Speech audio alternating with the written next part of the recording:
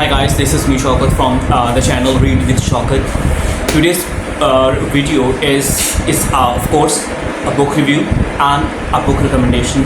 A book I recently finished that I absolutely devoured, loved it, and gave it 5 stars. So and that book is As Long as the Lemon Trees Grow. This is actually a story unlike any that I have ever read in my life so far, and I like to believe that I am an avid reader. I mean, it was such an emotional roller coaster ride.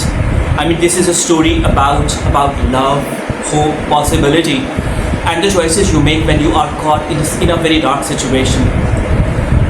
I think you should pick this book up if you are somebody who struggles with the silver lining in any situation. Like, you find hope to be very scarce when you are looking for it. So I think this story will actually make that for you. I mean, it will really stimulate you and really make you think that it's sometimes all in our head. I mean, hope you have to look for sometimes is all that we have to look for within ourselves. So I think this is a book that has given me that lesson. I think if you have loved and read that book, The Kite Runner, this has that emotional nuances to it. While I was reading this book, I kept thinking about the story that I had read way back by Khalid Hosseini, The Kite Runner. But this book is in a more subtle, in a more hopeful, and in a more character-driven way. So I think if you have not picked it up yet, please pick it up. You won't regret it.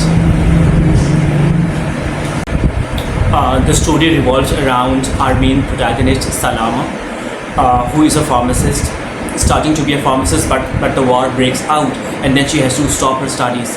So instead she is at a hospital helping the war victims. She is forced to become a surgeon, which she is not, but she is learning it because there is no other choice but to be what she has been forced to be by the circumstances. Her family has been taken away from her. Her brother, who is also a medical student, MBBS doctor in his final year, but the requirement is that he has to fight for the freedom. So he has joined the freedom fighter and he is no longer there with her. She is there with her sister-in-law, who Hamza has recently married. So these are the two ladies struggling to make both ends meet in a very war-torn society. So this is a very simple premise to describe, but the book contains so many nuances, so many situations. And then a guy comes up, Keenan, who is our main protagonist love interest, but in a very subtle, in a very non-traditional way. And they both decide to do something, to stand up for for the country and do things that they think are the right things to do. So I think this story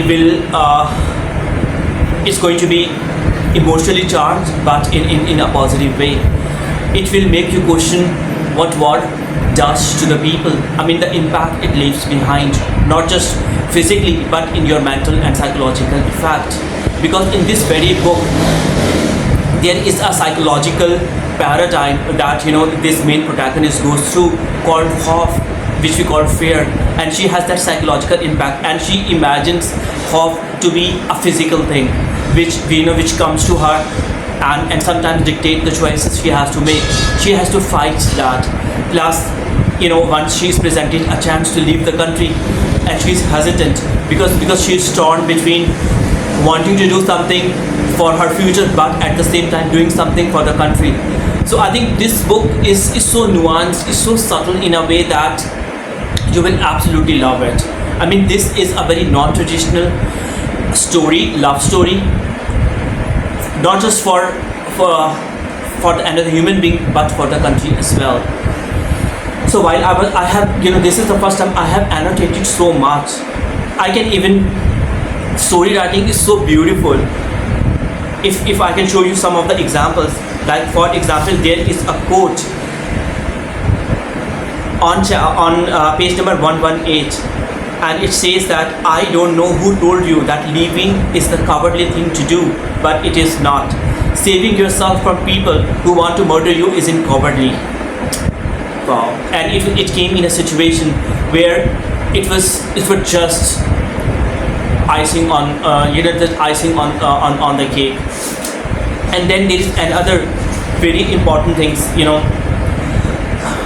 the eldest child, all the responsibility on your shoulders, and instead of taking the safe route of studying medicine, which you could have, you followed your heart and studied what you love. Even after everything you have been through, there is a light in your eyes, you still laugh.